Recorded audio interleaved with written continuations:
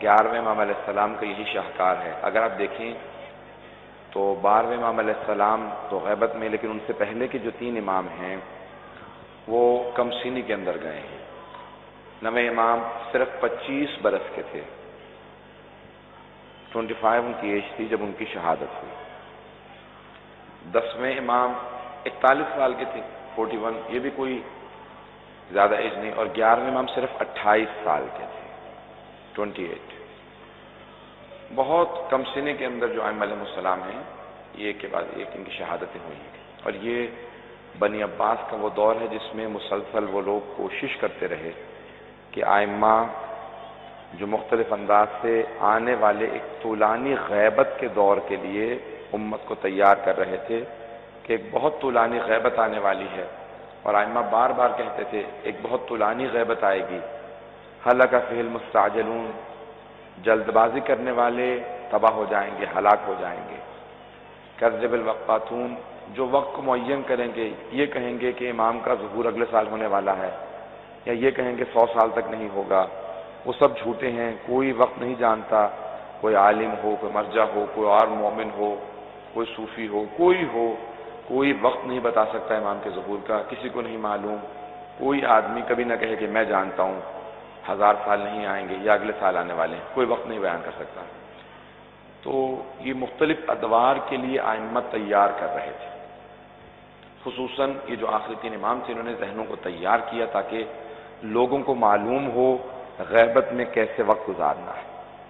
11ویں امام نے بھی اسی انداز سے کیا کیا کہ اپنے ایک وکلا کا جال بچھایا اور 12ویں امام کا مسلسل تعارف کرواتے رہے۔ جواسیس یعنی جاسوس بیٹھے رہتے تھے امام کے گھر پہ، خواتین خدمت کی غرض سے، مرد آتے تھے باہر کھڑے رہتے تھے کہ سب کو معلوم تھا پیغمبر اسلام کہہ گئے میرے 12 وصی ہوں گے، تو 11ویں امام یہ ہیں، 12ویں نے انہیں کے ہاں آنا ہے، تو کسی طریقے سے جب معلوم ہو تو ان کو اسی وقت قتل کر دیا جائے، شہید کر دیا جائے۔ یہ بڑے بڑے دشمنوں کی سازش تھی۔ تو 11ویں امام علیہ السلام بے انتہا اختناق میں، بے انتہا کہہ لیجئے کہ ان کے اوپر جاسوس بیٹھے رہتے تھے، لیکن پھر بھی وہ اپنے پیغام کو پہنچاتے تھے۔ ایک بہت بڑی سازش قرآن کے خلاف شروع ہوئی 11ویں امام کے دور میں، اور اس میں کوشش یہ کی گئی، اسحاق کندی نامی ایک بہت بڑا عالم تھا، اس نے کوشش یہ کی، جو منحرف ہو جاتے ہیں بعض اوقات لوگ جب زیادہ پڑھ لکھ جاتے ہیں اور ان کی صحیح رہنمائی نہیں ہوتی، صحیح تربیت نہیں ہوتی، تو کیا ہوتا ہے کہ وہ قابلیت کی وجہ سے بعض اوقات گمراہ ہو جاتے ہیں۔ ائمہ کی مسلسل خدا کی طرف سے مسلسل ہدایت کی ضرورت ہوتی ہے انسان کو صراط مستقیم پہ رہنے کے لیے۔ تو اسحاق کندی جو ہے بہت قابل تھا، اس نے کتاب کا نام رکھا، ابھی کتاب چھپی نہیں تھی لیکن مشہور ہو گئی، کتاب کا نام رکھا التناقض فی القرآن، قرآن میں تناقض ہے معاذ اللہ، یعنی کنٹرڈکشن ہے، قرآن میں تضاد پایا جاتا ہے۔ اس نے کتاب لکھنا شروع کر دی، اور یہ 11ویں امام کا دور تھا، ہر جگہ مشہور ہو گئی، لوگ بڑے پریشان ہوئے کہ یہ آدمی 20 سال سے ایک کتاب لکھ رہا ہے، ابھی چھپی نہیں ہے لیکن 20 سال میں شہرت ہو گئی کہ یہ ثابت کر رہا ہے قرآن میں کنٹرڈکشن ہے، تضاد ہے، ہر جگہ باتیں ہونے لگیں۔ 11ویں امام کا دور آیا تو آپ نے اپنے ایک شاگرد سے کہا کہ تم اس سے قریب ہو جاؤ، کہ مولا اس سے قریب ہونے کا فائدہ کیا ہوگا؟ آپ نے کہا قریب ہو جاؤ، میں بتاؤں گا فائدہ کیا ہوگا۔ صرف قریب ہو جاؤ، وہ تم پہ اعتماد کرنے لگے، وہ تم پہ ٹرسٹ کرنے لگے، جب قریب ہو جاؤ گے میں بتاؤں گا، تمہاری تربیت کروں گا کیسے سوال کرنا کا۔ اچھا مولا، تو وہ امام کا شاگرد ہر روز جا کے اسحاق کندی کی خدمت کرنے لگا اور جا کے اس کی کتابوں کو صحیح کر کے رکھتا، ایسے ویسے۔ وہ سوچ رہا تھا کہ امام کہیں گے کتاب چرا لو، کا نہیں، ایک سوال کہوں گا اس سے سوال کر لینا۔ جب ایک دن اسحاق کندی نے دیکھا کہ بہت قریب ہو گیا، وہ اس پہ ٹرسٹ کرنے لگا ہے، تو بہرحال اس کو کتابیں لے جانے دینے لگا۔ اب اس نے کہا مولا میں بہت قریب ہو گیا ہوں، اب بتائیے کام کیا ہے؟ امام نے کہا اس سے صرف ایک سوال کر لینا، یہ سوال سمجھنے کی کوشش کیجیے گا۔ امام نے کہا صرف ایک سوال کر لینا۔ کہا مولا کیا سوال کروں؟ کہا اس سے سوال یہ کرنا کہ تم اتنی مدتوں سے یہ کتاب لکھ رہے ہو کہ قرآن میں کنٹرڈکشن ہے، قرآن میں تناقض ہے، قرآن میں تضاد ہے، قرآن کی باتوں میں ٹکراؤ ہے، ایک بات دوسرے سے ٹکراتی ہے، تو یہ بتاؤ کیا تم نے آیات کو ویسے سمجھا ہے جیسا کہ اللہ جس نے قرآن نازل کیا ہے اس نے سمجھانا چاہا ہے؟ بہت سے لوگ سمجھ گئے، بہت سے لوگوں کو شاید تھوڑی اور وضاحت کرنی پڑے گی۔ کہا یہ پوچھو اس سے کہ تم نے قرآن کے معنی کو ویسا سمجھا جیسا اللہ نے سمجھانا چاہا ہے؟ اس نے کہا بس مولا اتنا سا سوال؟ مولا نے کہا ہاں۔ اس بیچارے شاگرد کو بھی مولا کے سوال سمجھ میں نہیں آیا تھا۔ مولا نے کہا بس یہ سوال کر لینا، وہ سمجھ جائے گا میں نے کیا سوال کیا ہے، لیکن یہ مت بتانا سوال کس کا ہے، یہ سوال تم کہنا میرا ہی ہے، تاکہ اپنے طور پہ سوال کرو، میں نے تمہیں سمجھایا تم اپنے طور پہ سوال کرو گا۔ ٹھیک ہے مولا میں سوال کر لوں گا۔ اب وہ اسحاق کندی کے پاس گیا، کہا استاد میرا ایک آپ سے سوال ہے، اگر آپ برا نہ منائیں میرے سوال کا جواب دیجئے۔ کہاں پر خدا بتاؤ سوال کیا ہے؟ کہ یہ بتائیے جو آپ کتاب لکھ رہے ہیں کنٹرڈکشن فی القرآن، قرآن میں تناقض ہے، تضاد ہے، ٹکراؤ ہے، تو یہ بتائیں کیا آپ یہ جو ٹکراؤ پیش کر رہے ہیں، قرآن میں ٹکراؤ ہے، تضاد ہے، آپ نے آیتوں کو ویسا سمجھا ہے جیسا اللہ نے سمجھانا چاہا ہے؟ تو ایک مرتبہ وہ خاموش ہو گیا، کچھ دیر سوچتا رہا، کہا یہ تجھے سوال کس نے بتایا ہے؟ کہ تجھے سوال کس نے بتایا؟ کہ میرے اپنے ذہن میں سوچا۔ کہ نہیں تیرے ذہن کی ایجاد نہیں ہے یہ سوال۔ کہا کیوں؟ میں کیوں نہیں سوچ سکتا؟ کہ 20 سال سے میں کتاب لکھ رہا ہوں، میں تیرا استاد ہوں، میرے ذہن میں یہ سوال نہیں آیا۔ جب میرے ذہن میں نہیں آیا تو تیرے ذہن میں کیسے آ سکتا ہے؟ یہ کسی بہت بڑے آدمی کا سوال ہے جو علم کا سمندر ہوگا۔ کہ یہ مجھے امام حسن عسکری نے سوال بتایا۔ اس نے کہا ان کے اللہ طلحہ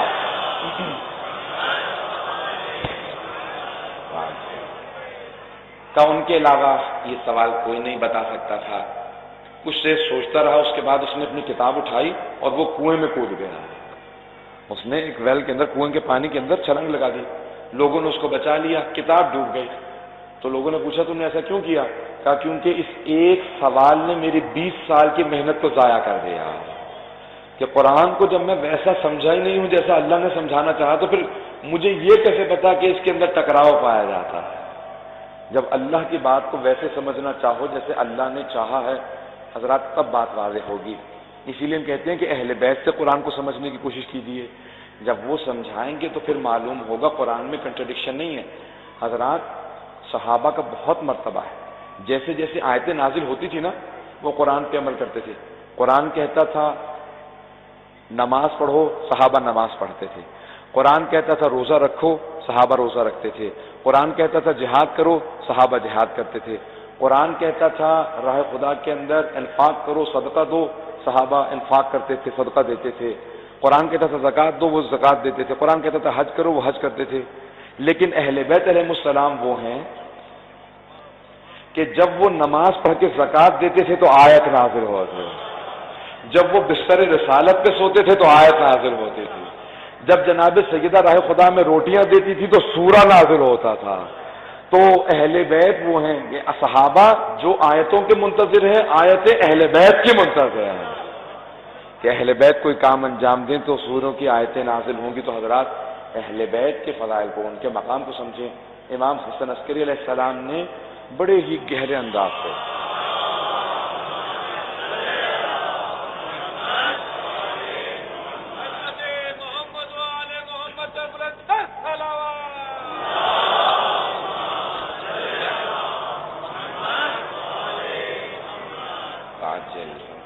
تو حضرات یہ دور تھا 11ویں امام کا جہاں پہ آپ ذہنوں کو تیار کر رہے تھے کہ قرآن کو سمجھو اور آل محمد کو سمجھو۔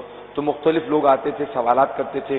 امام اپنے گھر میں سامرہ کے اندر جہاں پہ آپ کے بابا کا روضہ بھی تھا، آپ نے پورا اہتمام کر رکھا تھا، تو آپ مسلسل جتنی بھی اس وقت حضرت کی تحریکیں تھیں سب کو تعارف کروا رہے تھے کہ اہل بیت علیہ السلام سے سمجھنے کی کوشش کرو۔ آج ایک تفسیر بھی موجود ہے جسے منسوب امام حسن عسکری علیہ السلام کا منسوب ہے، لیکن لازمی نہیں کہ سب کچھ امام کا ہو، کیونکہ ان کے شاگردوں سے کوتاہی ہو سکتی ہے سننے میں، سمجھنے میں، تو اس لیے انہوں نے لکھا کہ امام نے جیسا بتایا تھا۔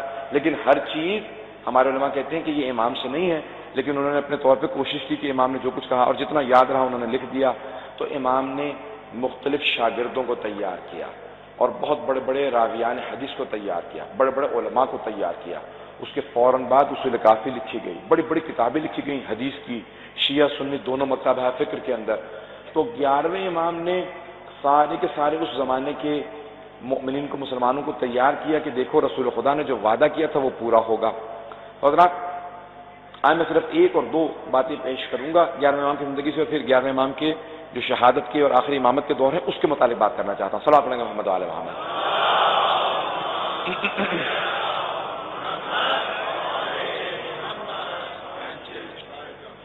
تو قرآن کے اندر بے انتہا آیات ہیں اور ائمہ علیہ السلام نے اپنے شاگردوں کو ان کی تفسیر بتائی اور تیار کیا۔ 11ویں امام علیہ السلام نے کیا کیا کہ جو خمس کا نظام قائم ہوا تھا تعارف کروایا، کہا کہ میرے وکلاء کو دو، اور وکلاء کو بتایا کہ کہاں کہاں مصرف ہو سکتا ہے، خمس کے مصارف کیا ہیں، یعنی کہاں پہ اسپینڈ کیا جا سکتا ہے، کہاں خرچ کیا جا سکتا ہے، اور پھر تربیت کرنے لگے۔ امام کے ایک وکیل تھے جو قم میں رہا کرتے تھے، قم کے اندر، قم شروع سے امام کے ماننے والوں کی ایک شہر تھا جو ایران میں ابھی بہت چھوٹا سا شہر تھا، تو بہت بڑا شہر ہو گیا۔ تو وہاں سے ایک وکیل امام کا گیا، اور ساتھ میں ایک شیعہ نے کہا کہ میں نے کہا میں جانا چاہتا ہوں تاکہ دیکھوں تو صحیح کہ 11ویں امام کے بعد وہ 12ویں امام کون ہوں گے جو پوری دنیا کو عدل و انصاف سے بھر دیں گے جیسے وہ ظلم و جور سے بھر چکی ہوگی۔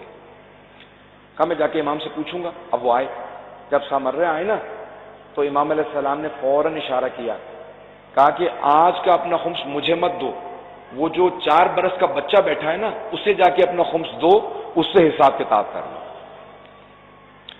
تو وہ شیعہ کہتا ہے کہ امام کے وکیل نے لے جا کے خمس کا حساب دینا شروع کر دیا۔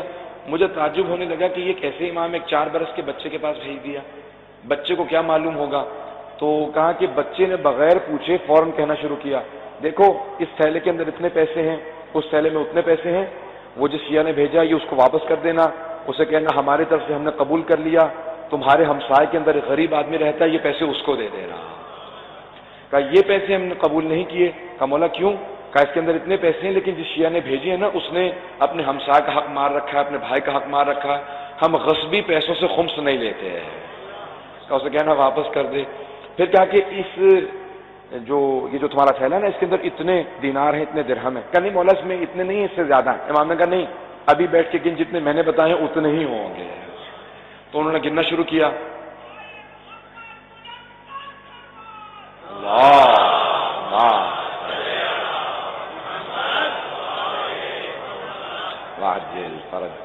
تو اس نے گننا شروع کیا، کہا نہیں مولا جو آپ نے کہا وہ نہیں ہے، جو میں نے کہا تھا وہ بھی نہیں ہے، کچھ اور ہے۔ مولا نے کہا پھر گن، ایسا ہو ہی نہیں سکتا، جو میں کہہ رہا ہوں وہی ہے۔ اب وہ جو ساتھ میں شیعہ آیا تھا وہ دیکھنے لگا تعجب سے کہ کیسے اس بچے کو ہر چیز معلوم ہے۔ اس نے دوبارہ گنا، کہا مولا جو آپ نے کہا تھا بالکل ویسے ہی، اتنے ہی درہم ہے، اتنے ہی دینار ہے۔ امام نے کہا یہ پیسے میں نے قبول کیے، جب واپس جاؤ گے تو تمہاری بستی کے اندر ایک بیوہ خاتون رہتی ہے، اس کے پاس یتیم بچے ہیں، ہماری طرف سے یہ خمس کے پیسے اس بیوہ خاتون کو دے دینا۔ تو اب وہ شیعہ بیٹھا تھا، اس نے تعجب کیا، کہا مولا آپ کون ہیں اور یہ آپ سب کیسے جانتے ہیں کہ بغیر تھیلا کھولے آپ کو معلوم ہے کتنے پیسے رکھے ہیں؟ آپ نام تک جانتے ہیں، آپ یہ تک جانتے ہیں کس نے کس نیت سے بھیجے ہیں، غصبی ہیں کہ جائز پیسے ہیں؟ امام نے کہا تو نہیں جانتا، میں رسول خدا کا وہ فرزند ہوں جن کا انہوں نے وعدہ کیا تھا کہ زمین کو عدل و انصاف سے بھرے گا۔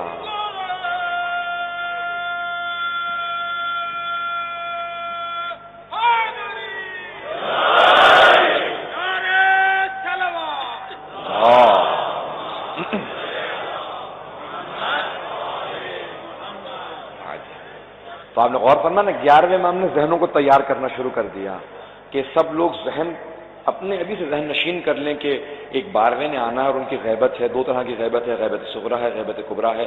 تو فوراً 11ویں امام نے ذہنوں کو تیار کیا اور فوراً وابستہ کرنا شروع کیا، کہ ابھی سے ذہن نشین کر لو ایک 12واں آنے والا۔ حضرات گزشتہ بھی بعض خلفاء جو تھے نا انہوں نے کیا کیا، جیسے مامون، سب ایک حدیث رسول خدا کی سب کے ذہنوں میں تھی کہ پیغمبر نے فرمایا میرے 12 وصی ہوں گے اور 12ویں کا نام مہدی ہوگا، تو سب کے ذہنوں میں یہ بات تھی۔ مامون نے بھی یہی کیا تھا، توجہ ہے نا لوگ میرے ساتھ، مامون نے یہی کیا، اپنے ایک بیٹے کا نام مہدی رکھ دیا، اس کے کئی بیٹے تھے، اس لیے ائمہ نے جب بھی اس مہدی کا نام لیا نا کہا مت کہا کرو مہدی، کہا کرو مہدی عباسی، عباسیوں کا مہدی ہے، یہ ہمارا مہدی وہ نہیں ہے۔ تو اس کے کئی بیٹے تھے، معتمد تھا، معتزد تھا اور یہ مہدی تھا۔ تو کیا کیا امام نے اب 8ویں امام کا دور تھا تو اس نے اپنے بیٹے کا نام مہدی رکھا اور وہ لوگوں سے کہنے لگا، کہا دیکھو رسول خدا کے جو چچا تھے عباس، میں ان کی نسل سے ہوں، اور رسول خدا نے کہا تھا کہ اہل بیت میں سے ایک مہدی آئے گا دنیا کو عدل و انصاف سے بھر دے گا، تو یہ وہی مہدی ہے جو رسول خدا نے کہا تھا۔ اب کافی لوگ کنفیوز ہو گئے، بڑے پریشان ہونے لگے۔ تو اکثر اوقات وہ بلایا کرتا تھا، آواز دیتا تھا بیٹا مہدی کہاں ہو، جیسے آواز دیتا تھا نا تو سارے کے سارے لوگ متوجہ ہوتے تھے، کہتے تھے وہ مہدی ہے یا نہیں ہے؟ تو 8ویں امام تعظیماً کھڑے ہو کے کہتے تھے وہ جو مہدی جس کے ہم انتظار میں ہیں اس کا باپ بھی اس کی تعظیم میں کھڑا ہوتا ہے، اور جس کو یہ مہدی کہتے ہیں کبھی یہ مارتے ہیں کبھی بھائی مارتے ہیں، اسے کچھ معلوم ہی نہیں ہے کہ ہم جس مہدی کے منتظر ہیں وہ اللہ کی حجت ہے۔ تو ہر امام نے تاکید کی ہے کہ دیکھو پہچاننے کی کوشش کرو، جو حجت خدا ہوگا اس کے بے انتہا علامات ہوں گی، وہ اللہ کا نمائندہ ہے۔ تو اب 11ویں امام سارے اذہان کو تیار کر رہے ہیں، ہر ماننے والے کو، ہر جاننے والے کو، ہر مسلمان کو متوجہ کرتے تھے یاد رکھو غیبت آئے گی، بہت سے لوگ ہلاک ہو جائیں گے۔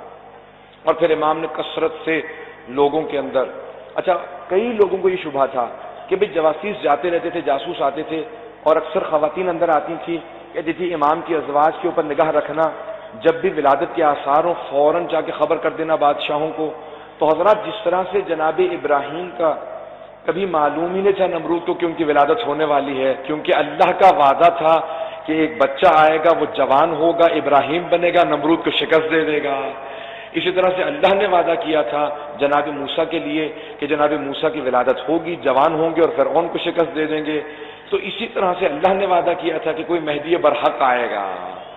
تو اب وہ سارے کے سارے عباسی جو تھے وہ بار بار امام حسن عسکری علیہ السلام کی ازواج کی جاسوسی کے لیے خواتین کو بھیجتے تھے، کہتے تھے بس ملنے چلی جایا کرو، دیکھا کرو کہ آثار ولادت تو نہیں ہے، اور آثار ولادت ہمیشہ چھپے رہتے تھے۔ تو جب جیسے ہی امام حسن عسکری علیہ السلام نے ایک رات نیمہ شعبان کی رات میں اپنی پھپھی جناب حکیمہ خاتون سے کہا کہ پھپھی جان آج رات ہمارے گھر میں رک جائیے گا، کیونکہ وہ جو 12ویں کے لیے رسول خدا نے وعدہ کیا تھا آج اس کی آمد ہے۔ آج حجت خدا پوری دنیا کے اندر جو عدل و انصاف قائم کرنے والا ہے۔ تو جناب حکیمہ خاتون نے بھی تعجب کیا، سوال کیا، کہا کہ بھتیجے آپ کی کون سی زوجہ سے ولادت ہے؟ کوئی ولادت کے آثار نہیں ہے۔ کہا پھپھی اماں نرجس خاتون کے حجرے میں رہیے گا، آج رات ولادت کی رات ہے۔ جناب نرجس خاتون کہتی ہیں جب آدھی سے زیادہ رات گزر گئی تو میں سوچنے لگی کہ آج رات ولادت ہے بھی یا نہیں ہے، کوئی آثار ہی نہیں ہے۔ کہا میں سوچ ہی رہی تھی کہ باہر صحن کے اندر سے امام حسن عسکری نے آواز دی، کہا پھپھی اماں اللہ کے وعدے پہ شک نہ کیجیے گا، آج ہی رات آمد ہے۔ کہا کچھ ہی دیر گزری تھی، میں نے کہا میں تجدید وضو کراؤں۔ کہا جیسے میں وضو کر کے واپس آئی تو دیکھا کہ پورا حجرہ نور سے بھرا ہوا ہے۔ میں نے دیکھا کہ شاید آگ نہ لگ گئی ہو، جب دیکھا تو دیکھا ایک زمین پہ بچہ سجدے میں ہے اور بار بار سجدہ کر کے کہہ رہا جاء الحق وزہق الباطل ان الباطل کان زہوقا، حق آ گیا ہے، باطل جا رہا ہے، باطل آیا ہی جانے کے لیے تھا۔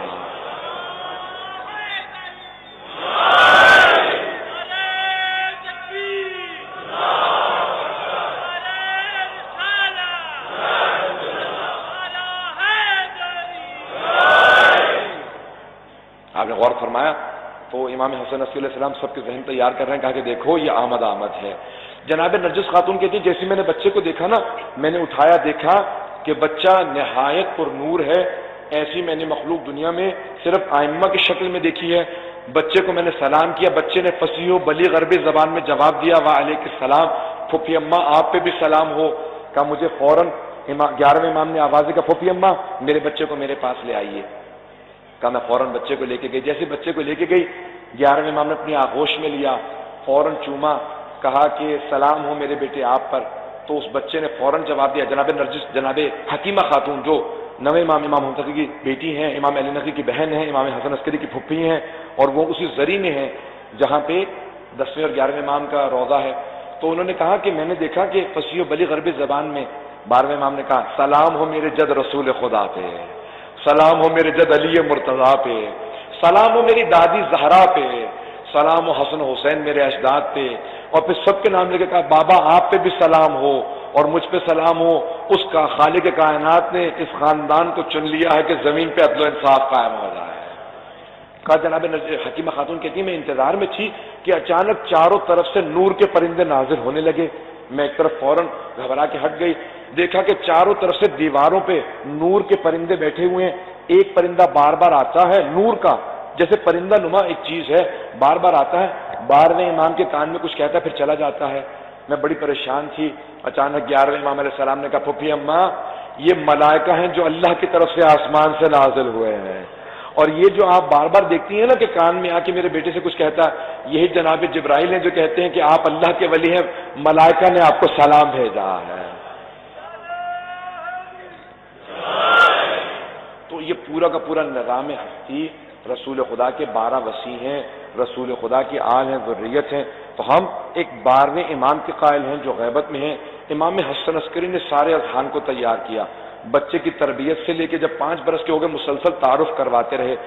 آپ نے اپنے فریضے کو اسی لیے انجام دینا ضروری سمجھا تاکہ کسی ذہن میں کوئی شبہہ نہ رہ جائے، کبھی کوئی یہ نہ سوچے کہ وہ 12ویں کون ہیں، کب آئیں گے، کیسے ہوں گے۔ کتنی شہادتیں ہو گئیں حضرات، کتنی یعنی گواہیاں ہو گئیں، شہادت سے مراد گواہیاں ہیں حضرات۔ جب ایک مرتبہ 11ویں امام علیہ السلام کی شہادت ہوئی نا، تو سب کے سب جو بنی عباس تھے، جو ان کے خلفاء تھے، انہوں نے کہا کہ 11ویں امام کا جنازہ، شیعوں کے 11ویں امام کا جنازہ کس نے پڑھایا؟ کہا کہ ان کے بھائی کھڑے تھے، لیکن اچانک ان کے گھر سے ایک 5 برس کا بچہ نکلا، اس نے اپنے چچا کی ابا کو پکڑا، کہا چچا جان ہٹ جائیے، اس جنازے کے پڑھانے کا میرا حق زیادہ ہے۔ کہا وہ کھڑے ہو گئے اور انہوں نے تکبیرات کہیں اور اس کے بعد واپس گھر میں چلے گئے۔ بنی عباس نے فوراً کہا کہ جاؤ جا کے اس گھر کو چھان مارو، اور آج تک یہ بحث ہے کہ وہ ساری کی ساری بٹالین، وہ جو فوج کا ایک دستہ تھا، وہ 11ویں امام کے گھر میں داخل ہوا اور بچے کو تلاش کرنے لگا، بچہ نہ مل سکا۔ وہ کہتے ہیں جب ایک پوری فوج نے تلاش کیا اور بچہ نہیں ملا، اس کا مطلب ہے وہ ہے ہی نہیں ہے۔ بات سمجھ میں آئی ہے؟ ان کا اشکال یہ، وہ کہتے ہیں وہ نہیں ہے، کیوں نہیں ہے؟ وہ کہتے ہیں کیونکہ ایک فوج نے تلاش کیا۔ میرا سوال ہے، فوج نے تلاش کیوں کیا؟ فوج کا تلاش کرنا اس بات کی علامت ہے کہ جو سارے شہر نے دیکھا تھا کہ ایک بچے نے جنازہ پڑھایا ہے، وہ فوج دیکھنے گئی تھی کہ جو پورے شہر نے دیکھ لیا ہے۔ وہ بچہ گیا کہاں ہے؟ سب نے کہا سرداب مبارک میں چلے گئے۔ حضرات ایک میں یہاں پہ فلسفے کی دلیل کو پیش کروں گا، زیادہ تفصیلات میں نہیں جاؤں گا، اگر آپ کے سمجھ میں آ جائے تو انشاءاللہ تعالی بہت آسان اور سادہ کر کے پیش کروں گا۔ فلسفے کا قانون ہے کہ اگر آپ کسی شے کو تلاش کریں اور نہ ملے تو یہ اس بات کی علامت نہیں ہے کہ وہ شے نہیں ہے، بلکہ اس بات کی علامت ہے کہ آپ کو ملی نہیں ہے۔ چلو میں مثال دے دیتا ہوں۔ میری مثال کے طور پہ یہ انگوٹھی کھو جاتی ہے کسی امام بارگاہ کے اس صحن کے اندر، میں تلاش کرتا رہا ہوں، مجھے انگوٹھی نہ ملے۔ انگوٹھی کا اس صحن میں مجھے نہ ملنا اس بات کی علامت نہیں ہے کہ انگوٹھی یہاں نہیں ہے، بس یہ علامت ہے کہ مجھے نہیں ملی۔ تو حضرات اس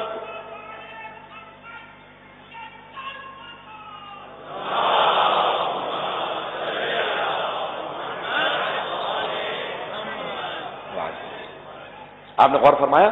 تو فلسفے کا قانون ہے کہ اگر شے کوئی چیز گم ہو جائے، اس کو تلاش کرو، تو نہ ملنے پہ یہ دلیل نہیں ہے کہ وہ شے نہیں ہے۔ تو حضرات اب ساری کی ساری فوج تلاش کر رہی ہے، تو اسی لیے ابتدائی علماء کے اندر اختلاف یہ تھا کہ امام زمانہ کی غیبت یعنی کیا؟ آیا غیبت سے مراد، یہ میں اگلے چند دنوں پہ مولا سے متعلق پیش کرتا رہوں گا مطالب کو، کہ آیا غیبت سے متعلق یہ ہے کہ امام انویزیبل ہیں، یعنی آنکھوں سے اوجھل ہیں، آنکھوں سے غائب ہیں، یا نہیں غائب نہیں ہیں، سامنے ہوتے ہیں لیکن پہچانے نہیں جاتے، کیونکہ غیبت کی اقسام ہیں، قرآن نے غیبت کی اقسام پیش کی ہیں۔ ایک ہے غیبت کی انسان غائب ہے، آنکھوں سے اوجھل ہے، اور ایک نہیں، غائب نہیں ہے لیکن پہچان میں نہیں آتا۔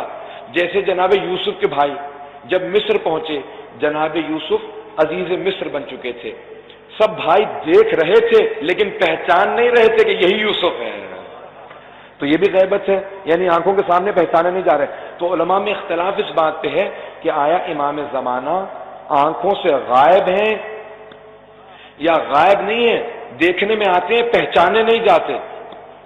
حضرات امام اگر چاہیں تو غائب ہو جائیں اور چاہیں نظر آئیں، پہچانے نہ جائیں۔ اب سیرہ حلبیہ جو ہمارے اہل سنت والبرادران بھائیوں کی ایک سیرت نبوی ہے، وہیں سے پیش کر رہا ہوں، جلد اول میں، پیغمبر مکے میں ہے، اور دلیل کے طور پہ پیش کر رہا ہوں بات کو، پیغمبر اسلام مکے میں ہے۔ صرف 2 دلیلیں پیش کروں گا، تفصیلات میں نہیں جاؤں گا، کیونکہ میں خود اگر 12ویں امام پہ چاہوں تو ایک سے زیادہ شرح پڑھ سکتا ہوں، کئی دلیلیں موجود ہیں، خود میرے پاس ایک انسائکلوپیڈیا موجود ہے۔ 12ویں امام کوئی مختصر موضوع نہیں ہے، یہ خود کئی اشروں کا موضوع ہے۔ تو کیا کہ 2 دلیلیں پیش کر رہا ہوں۔ تو جناب سیرہ حلبیہ کے اندر الفاظ ہیں کہ جناب ختم مرتبت پہ ام جمیل ابو لہب کی بیوی، وہ کیا کرتی تھی، آ کے اذیت کیا کرتی تھی، اجرے پھینک دیا کرتی تھی، توہین کرتی تھی پیغمبر اسلام کی۔ تو مسجد الحرام میں پیغمبر اسلام خانہ کعبہ کے سامنے بیٹھے ہیں اپنے صحابہ کے ساتھ، اتنے میں ام جمیل کو آتے دیکھا، پیغمبر اسلام نے فوراً کہا یہ آ رہی ہے، مجھے دیکھ نہیں پائے گی، تو صحابہ تعجب کرنے لگے کہ جب آ رہی ہے پیغمبر اسلام سامنے بیٹھے تو دیکھ کیسے نہیں پائے گی. اتنے میں وہ آئی، آ کے صحابہ سے سوال شروع کیا، کہاں رسول محمد کہاں ہے؟ وہ تو نہیں ماننا، رسول خدا تو نہیں مانتی تھی. کہاں ہے؟ اور بہت کچھ کہا، اس کے بعد چلے گئے. پیغمبر اسلام نے کہا دیکھا یہ مجھے دیکھ نہیں پائی، اب اگر آئے گی تو دیکھ پائے گی. کہا اب اگر آئے گی تو دیکھ پائے گی. کہا یا رسول خدا یہ کیا چیز ہے؟ کہا میں قدرت رکھتا ہوں، اختیار رکھتا ہوں خدا کی طرف سے، جسے چاہتا ہوں نظر آتا ہوں، جسے چاہتا ہوں نظر نہیں آتا. حضرت آج تک علامہ مجلسی نے 24 معجزات بدن جسم رسول خدا کے لکھے ہیں. آج تک آپ نے دیکھا ہوگا بعض اوقات پتھروں پہ پیغمبر اسلام کے نشان ہیں. توجہ ہے لوگوں کی؟ تو صحابہ کرام کہتے تھے کہ ہم نے خود اپنی آنکھوں سے دیکھا. بعض اوقات پیغمبر کچی مٹی پہ، ریت پہ چلتے تھے، نشان نہیں بنتے تھے. بعض اوقات پتھروں پہ چلتے تھے، نشان بنتے جاتے تھے.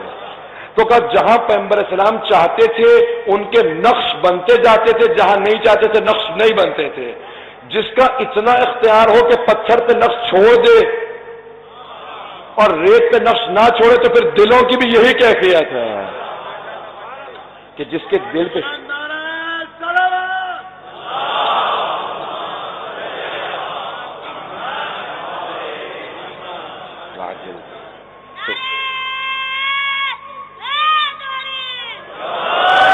تو حضرات 11ویں امام علیہ السلام نے ہر ذہن کو تیار کیا کہ پہچان بھی لو، جان بھی لو، دیکھ بھی لو، یاد بھی رکھو اور دوسروں تک پہنچاؤ کہ 12واں آ چکا ہے، غیبت میں جانے والا. تو ذہن تیار ہونے لگے، اور جس طرح سے ذہن تیار ہوئے سمجھایا جا رہا تھا. دیکھو یہ غیبت، دیکھیں حضرات ائمہ علیہ السلام نے ہمیشہ کہا کہ ہم قادۃ الامم ہیں، امتوں کے قائد ہیں. عربی زبان میں 2 اصطلاحیں استعمال ہوتی ہیں، قائد اور سائق. قائد لیڈر کو کہتے ہیں، سائق ڈرائیور کو. موجودہ زبان میں سائق. اچھا اوریجنل بنیادی عربی زبان میں اونٹوں کو چرانے والوں کو قائد و سائق کہا جاتا تھا. مجمع کی توجہ ہے نا میرے ساتھ؟ اونٹوں کو چرانے والوں کو، لیکن ایک فرق کے ساتھ، جو اونٹوں کو آگے سے پکڑ کے چلتا تھا نا اسے قائد کہا جاتا تھا، اور جو پیچھے سے ہانکا کرتا تھا ڈنڈا پکڑ کے ہاتھ میں ہانکنے والا اونٹوں کو، اسے سائق کہا جاتا تھا. ائمہ کہتے ہیں نحن قادۃ، ہم امتوں کے قائد ہیں، سائق نہیں ہیں. ہم لاٹھیوں سے مار مار کے چلانے والے نہیں ہیں، ہم لیڈ کرنے والے ہیں، ہم رہبری کرنے والے ہیں، ہم قیادت کرنے والے ہیں.